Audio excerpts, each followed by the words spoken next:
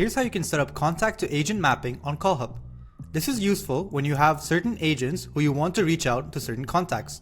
The easiest way to set this up is to format your CSV file with a column with your agent username.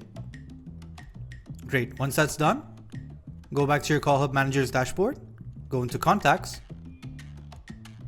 click Import Contacts, and select the file which you'd like to import.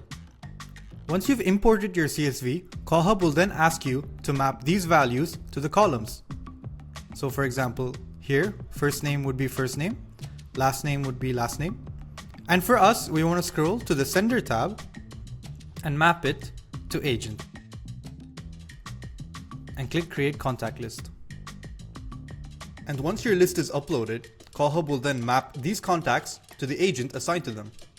Now I'll show you how you can manually assign agents to contacts. Simply go to the Edit Contact section,